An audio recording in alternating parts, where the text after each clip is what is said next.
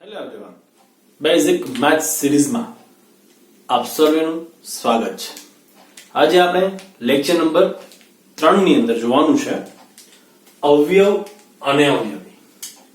ઘણા બધા વિદ્યાર્થીઓને આ અવયવ અને અવયવી શું છે એનો ખ્યાલ હોતો નથી અને બંને વચ્ચેનો તફાવત શું છે એને ખ્યાલ હોતો નથી. તો ખાસ આ લેક્ચરની અંદર તમારે ધ્યાન આપવાનું છે, કારણ કે આના પછીનો જે આપણે લેક્ચર લેવાનો છે લસા અને ગુસા, તો એની અંદર આ અવયવ અને અવયવી ઉપયોગી છે. જો અવયવ અને અવયવી શું છે અને બંને વચ્ચેનો તફાવત શું છે એ તમને ખબર હશે તો લસા અને ગુસાની અંદર તમને સારી રીતે સમજ પડશે. તો એના માટે આપણે લેક્ચર નંબર 3 ની અંદર લીધું છે અવયવ અને અવયવી. તો ખાસ સૌપ્રથમ પહેલા આપણે જોઈએ અવયવ અને એના પછી જોઈએ અવયવ. તો પહેલા આપણે જોઈએ અવયવ શું છે. જો તો અહીંયા જોવાનું છે આપણે અવયવ. તો અવયવના પહેલા ઉદાહરણ દ્વારા સમજીએ. માનો કે કોઈ એક ઉદાહરણ લઉં છું કે 12. હવે 12 ના અવયવ એટલે શું? તો સિમ્પલ, કોઈ પણ સંખ્યાના અવયવ એટલે તે સંખ્યાને નિશેષ ભાગી શકાય તેવી જે બધી સંખ્યાઓ છે એને શું કહેવાય? તે સંખ્યાના અવયવ. નિશેષ ભાગી શકાય એટલે કે એને આપણે ભાગાકાર કરીએ તો શેષ કેટલી આવે? શૂન્ય.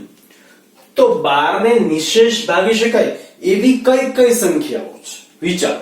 12 ને નિશેષ ભાગી શકાય એવી કઈ કઈ સંખ્યાઓ? એ બધી સંખ્યાઓને શું કહેવાય? 12 ના અવયવ કહેવાય. જેમ કે અહીંયા જો, તો 12 ને નિશેષ ભાગી શકાય એવી સંખ્યાઓ કઈ કઈ? તો વિચારો. 1 થી ભાગી શકાય 12 ને નિશેષ. 12 ભાગ્યા 1 કરો તો શેષ શૂન્ય આવે? હા આવે. 12 ભાગ્યા એમ 1 થી તો ભાગી શકાય ને. 12 1 ગુણ્યા 12 કરશો એટલે શેષ શૂન્ય આવશે. શૂન્ય ભાગફળમાં કેટલા આવશે? 12. એટલે 1 વડે નિશેષ ભાગી શકાય. ઓકે. 2 વડે નિશેષ ભાગી શકાય. નિશેષ ભાગી શકાય એટલે શેષ શું આવે? શૂન્ય. હા, કેવી રીતે? 2 છક 12 એટલે પાછું શૂન્ય આવી ગયું. 2 વડે પણ નિશેષ ભાગી શકાય. 3 વડે નિશેષ ભાગી શકાય? તો કે હા, 3 ચોક 12, તો 3 વડે પણ નિશેષ ભાગી શકાય. 4 વડે નિશેષ ભાગી શકાય? હા. 4 તેરી 12, તો 4 વડે પણ નિશેષ ભાગી શકાય. 4 પણ એનો અવયવ થશે. 5 વડે ભાગી શકાય? ના ભાગી શકાય. 6 વડે? હા ભાગી શકાય. 6 દુ ને 12, તો 6 પણ એના અવયવમાં આવશે. પછી 7 8 9 10 કોઈના વડે ભાગી શકાય? હવે ડાયરેક્ટ કોના? 12 વડે. તો 12 ભાગ્યા 12 કરો તમે તો 12 એકા 12 નિશેષ ભાગી શકાય? તો 12 વડે પણ ભાગી શકાય. તો આ બધા શું થયા? 12 ના અવયવ. આ શું છે? બધા 12 ના અવયવ છે. શું છે? અવયવ. અવયવ. તો હવે હજી એક ઉદાહરણ લઈએ એટલે વધારે ખબર પડે. માનો કે આપણે અહીંયા લઈ લે, અહીંયા હું લખું છું 15 લઈ લો. ચાલો કે અહીંયા 15 સંખ્યા લઈ લો છું. એના પછી આપણે જોશું અવયવ. માનો કે 20 ના અવયવ લઈએ. એના પછી આપણે લઈએ માનો કે 7 ના અવયવ લઈ લઈએ. એના પછી લઈ લઈએ 17 ના લઈએ. એના પછી 23 ના લઈએ. ઓકે. હવે જુઓ તમે અહીંયા 15 ના અવયવ પાડો. ચલો, તો 15 ને 1 વડે ભાગી શકાય? તો કે હા, 1 વડે તો ભાગી શકાય. 2 વડે ભાગી શકાય? ના ભાગી શકાય. 3 વડે ભાગી શકાય? હા. 3 પંચા 15, તો 3 વડે ભાગી શકાય. 3 એનો અવયવ છે. 4 વડે ભાગી શકાય? ના ભાગી શકાય. નિશેષ ના ભાગી શકાય. 5 વડે? હા, 5 વડે ભાગી શકાય. તો 5 લખી દો. પછી 6 7 8 9 10 11 12 કોઈના વડે ભાગી શકાય? નહીં. ડાયરેક્ટ કેટલા આવશે? 15. તો અહીંયા આવી ગયા 15 ના અવયવ. તો આ 15 ના અવયવ પડી ગયા. ઓકે. હવે જો 20 ના અવયવ પાડીએ તો 20 ને 1 વડે ભાગી શકાય? તો કે હા, 1 વડે ભાગી શકાય. તો એક અવયવ થયો. 2 વડે ભાગી શકાય? હા, 2 વડે 2 ગુણ્યા 10 કરો એટલે 20 થઈ જાય. એટલે 2 પણ અવયવ છે. 3 વડે ભાગી શકાય? ના. 4 વડે? હા. 4 પંચા ને 20, તો 4 પણ અવયવ આવશે. 5 વડે ભાગી શકાય? હા. 5 ચોક ને 20, તો 5 પણ અવયવ આવશે. પછી 6 વડે ભાગી શકાય? 7 8 9 10 ડાયરેક્ટ 10 વડે ભાગી શકાય? હા. તો 10 દુ ને 20, તો 10 પણ એના અવયવમાં આવશે. પછી જો 11 12 13 14 15 કોઈના વડે ભાગી શકાય? નહીં. ડાયરેક્ટ કેટલા આવશે? 20. તો આ બધા થયા એના અવયવ. હવે 7 માં જો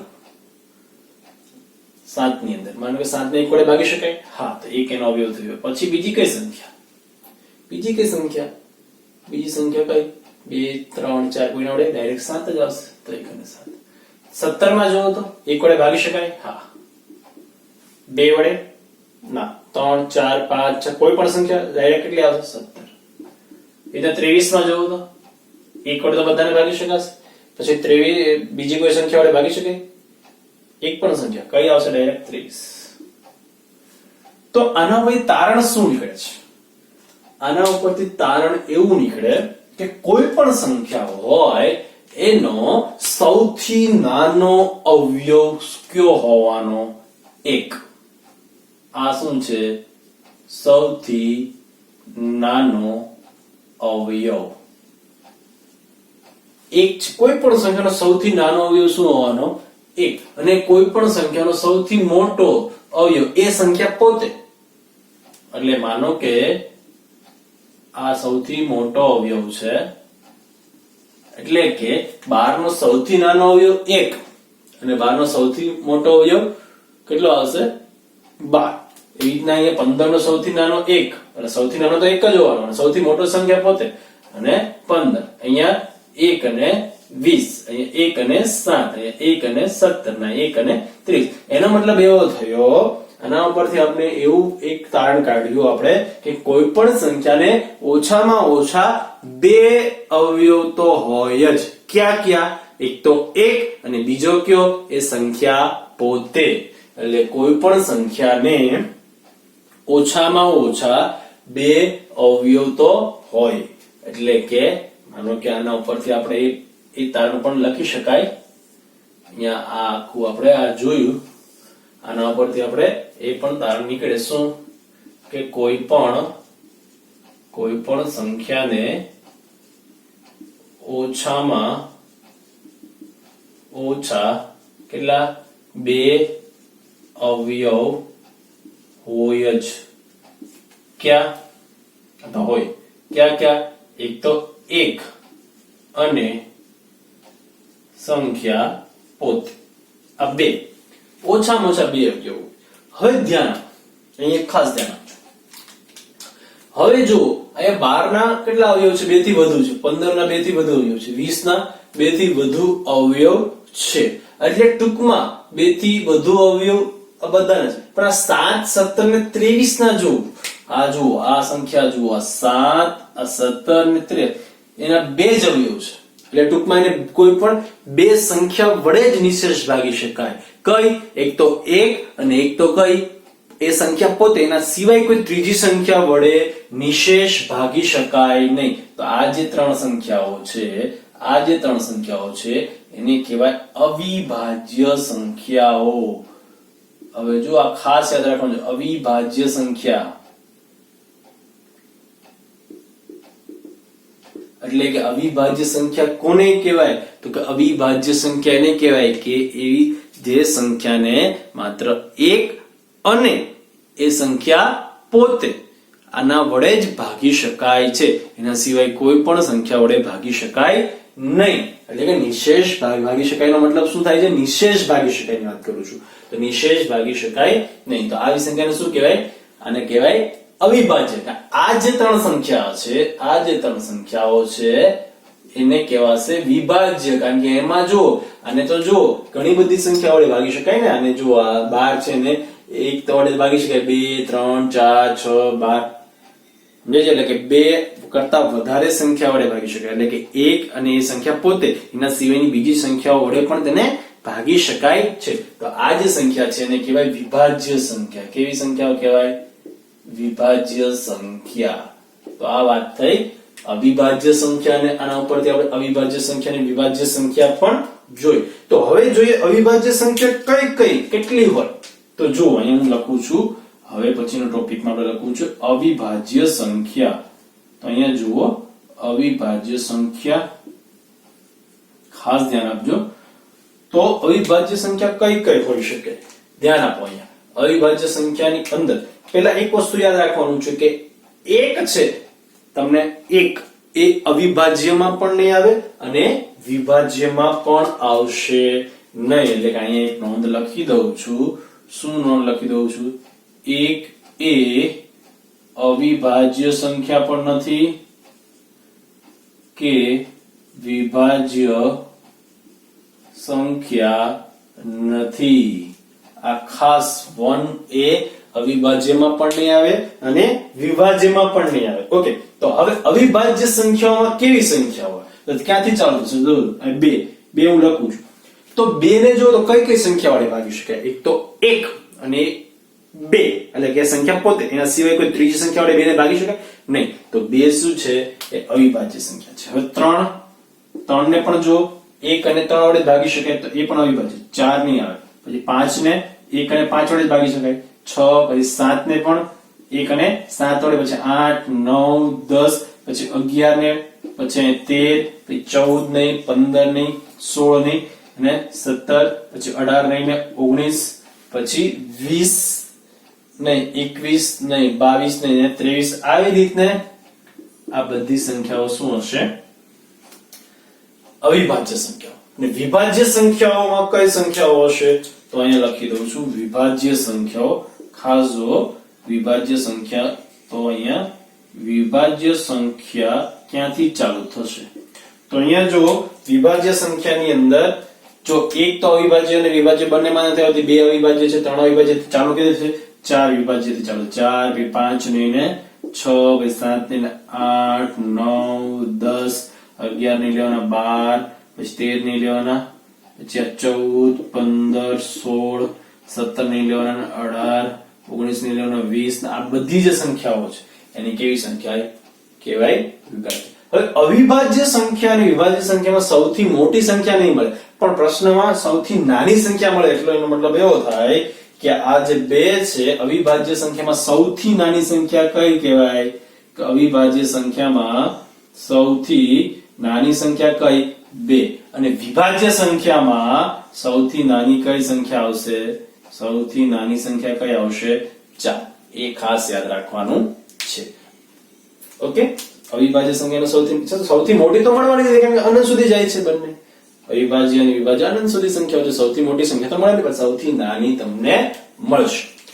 તો અહીંયા આપણે વાત કરી અવયવની. તો અવયવમાં આપણે શું વાત કરી કે અવયવ કોને કહેવાય? કે કોઈ પણ સંખ્યાઓ હોય તેને નિશેષ ભાગી શકાય એવી જે સંખ્યાઓ છે બધાને શું કહેવાય? એના અવયવ કહેવાય. એના ઉપરથી આપણે એક તારણ કાઢ્યું, કોઈ પણ સંખ્યાને ઓછામાં ઓછા 2 અવયવ તો હોય. ક્યાં ક્યાં? એક તો 1 અને એ સંખ્યા પોતે. પછી આપણે વાત કરી વિભાજ્ય સંખ્યા અને અવિભાજ્ય સંખ્યા. ઓકે, અવિભાજ્ય સંખ્યામાં પછી વાત કરી 1 છે એ અવિભાજ્યમાં પણ નથી આવતું અને વિભાજ્યમાં પણ આવતું નથી. પછી અવિભાજ્ય સંખ્યામાં સૌથી નાની કઈ આવે? 2 અને વિભાજ્યમાં સૌથી નાની કઈ આવે? 4. સૌથી મોટી તો આમાં મળશે નહીં. ઓકે, હવે આપણે વાત કરવાની છે, આ તો અવિભાજ્ય સંખ્યાની વાત કરી, હવે અવિભાજ્ય અવયવની વાત કરવાની છે. આપણે વાત કરીશું અવિભાજ્ય અવયવ. તો અહીંયા જો અવિભાજ્ય અવયવ એટલે શું? એક ટોપિક આપણે આ પણ લઈએ આપણે કે અવિભાજ્ય અવયવ. ઘણી વખત આ શબ્દ વાપરશે જે અવયવ. તો અવિભાજ્ય અવયવ એટલે કેવા અવયવ? તો માનો કે આપણે 12 થી શરૂઆત કરીએ કે 12 ના જ મારે અવિભાજ્ય અવયવ. અહીંયા જે 12 15 ને 20 છે ને અવિભાજ્ય અવયવ મારે કાઢો છે. 12 છે, 15 છે અને 20 છે. ચાલો આના જ મારે અવિભાજ્ય અવયવની વાત કરીશ. એટલે અવિભાજ્ય અવયવ એટલે કેવા અવયવ? તો કે અહીંયા જે સંખ્યા છે એવા બધા અવયવ. કોઈ પણ સંખ્યાને અવિભાજ્ય અવયવના ગુણાકાર સ્વરૂપે લખી શકાય. એટલે કોઈ પણ સંખ્યાને અવિભાજ્ય અવયવના ગુણાકાર સ્વરૂપે કેવી રીતના લખી શકાય? તો જુઓ તમે અહીંયા માનો કે 12 છે, તો 12 ના પહેલા તો અવયવ આપણે ભાગને ગુણાકાર કરો, ભાગ પડો 6 ગુણ્યા 2 લખાય. આ રીતે લખાય 6 ગુણ્યા 2, 6 ગુણ્યા, પણ 6 કેવી સંખ્યા છે? વિભાજ્ય. 6 ના પાછા ભાગ પડો તો કેટલા લખાય? 3 ગુણ્યા 2. તો આને કેમ લખાય? 3 ગુણ્યા 2 ગુણ્યા 2. તો આ થઈ ગયા એના અવિભાજ્ય અવયવ. જુઓ અહીંયા આ બધી જ સંખ્યા કેવી છે? અવિભાજ્ય. એવી રીતના 5 ને અવિભાજ્ય અવયવમાં લખવો હોય તો આપણે લખાય 5 ગુણ્યા 3. જો 5 પણ અવિભાજ્ય અને 3 પણ અવિભાજ્ય. એવી રીતના 20 ને અવિભાજ્યમાં લખવો હોય તો લખાય તો કે હા કેવી રીતના લખાય? 10 ગુણ્યા 20. પણ 10 પાછા વિભાજ્ય છે, 10 ને કેમ? 5 ગુણ્યા 2 ગુણ્યા 2. તો આ થઈ ગયા એના અવિભાજ્ય અવયવ. આનો અભ્યાસ આપણે આગળ કરવાનો છે, પણ આ તો અહીંયા ખાલી અવયવની વાત કરી એટલે મેં અવિભાજ્ય અવયવની પણ સાથે સાથે વાત કરી દીધી છે. તો આ થયા અવિભાજ્ય અવયવ. તો બસ અવિભાજ્ય અવયવ કેવી રીતના શોધશું? તો આ રીતના કોઈ પણ સંખ્યાને એના અવિભાજ્ય અવયવના ગુણાકાર સ્વરૂપે લખી શકાય. જો આ બધી સંખ્યાને અવિભાજ્ય અવયવના ગુણાકાર સ્વરૂપે, આવી કોઈ પણ દુનિયાની તમે સંખ્યા લઈ આવો એને અવિભાજ્ય સંખ્યાના આ રીતે ગુણાકાર સ્વરૂપે લખી શકાય. તો આ વાત થઈ અવયવની. હવે આપણે જોવાનું છે આપણો નંબર 2 ટોપિક જે છે અવયવી. તો અવયવી તો બહુ સહેલી વસ્તુ છે. અહીંયા જો અવયવી, અવયવી ને એટલે શું? જો અહીંયા જે ઉદાહરણ છે એ લઈએ આપણે. માનો કે અહીંયા આપણે 12 ની જ વાત કરીએ ને એટલે તમને કન્ફ્યુઝન ન થાય. 12, 15 ને 20 આના જ આપણે શું કરીએ? અવયવી શોધીએ. ચાલો, તો અવયવી એટલે શું? અવયવી એટલે જે પણ સંખ્યાના અવયવી શોધવાના હોય એટલે એ સંખ્યાના ગુણિત. ગુણિત એટલે સિમ્પલ વાત કરું તો માનો કે અહીંયા 12 ના અવયવી આપણે શોધવા છે, તો 12 ના ઘડિયાની અંદર જે પણ સંખ્યાઓ બધી આવે એ બધી સંખ્યાઓ, એટલે કે 12 ની ઘડિયામાં કેવી સંખ્યા આવે? તો 12 એકા 12, અહીંયા 24, 12 તેરી 36, 12 48, 12 5 60, 12 6 72 આવી બધી સંખ્યાઓ આવશે આગળ જતી તો અનંત સુધી જશે. તમને એમ થશે ઘડિયો તો 10 સુધી ના, ઘડિયો 10 સુધી ના હોય, આગળ પણ 11, 12 × 11, 12 × 12, 12 × 13 એમ પણ જાય ને. ટૂંકમાં બધી જ 12 ની ગુણિત. તમને એમ થાય 12 ની ગુણિત એટલે 12 ની ગુણિત એટલે કે 12 ગુણાકારમાં આવતું હોય એવી બધી સંખ્યાઓ. તો એને બીજી રીતે તમે સમજો તો આમ પણ સમજાય કે કોઈ પણ સંખ્યાના અવયવ તમે પાડો છો, અવયવ તમે પાડો એની અંદર 12 આવતો હોય એક અવયવ, એવી બધી સંખ્યા. તો આ બધાના અવયવ 12 આવે. જો અહીંયા 12 એકા 12, 12 × 2, 12 × 3, 12 × 4, 12 × 5, 12 × 6 આવી રીતના 12 × 7, 12 × 8, 12 × 9, 12 × 10 આ બધી જે સંખ્યાઓ છે એને કહેવાય 12 ના અવયવી. બીજી ભાષામાં કહો તો 12 ના ગુણિત પણ બોલાય. તો સિમ્પલ છે.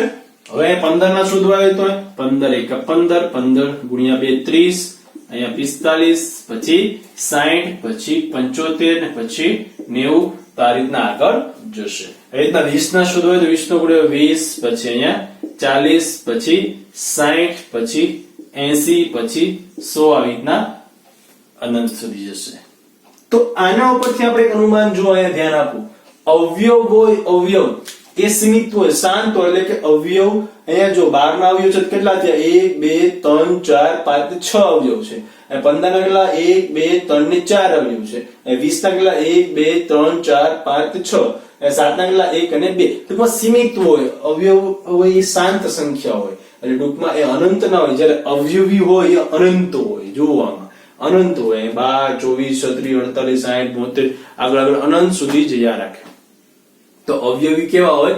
અનંત હોય. એટલે અવયવીની અંદર અહીંયા જો આપણે સૌથી નાનો અવયવ તો આપણે જોયું 1 ને સૌથી મોટો એ સંખ્યા પોતે. તો અવયવીની અંદર સૌથી નાનો અવયવી તો મળે એ સંખ્યા પોતે, પણ સૌથી મોટો અવયવી તમારે શોધવો હોય તો મળે નહીં. એટલે આ થયો અવયવ અને આ થયું અવયવી. તો હવે આ તમને વિડિયો જોઈને અવયવ અને અવયવી શું છે, એના તફાવત શું છે તમને ખ્યાલ આવી ગયો હશે. તો ખૂબ જ મહત્વનો ટોપિક હતો અવયવ અને અવયવી. તો હવે આ વિડિયો જોઈને તમને આ બંને વચ્ચેનો તફાવત અને એનો મીનિંગ ખ્યાલ આવી ગયો છે. Thank you very much.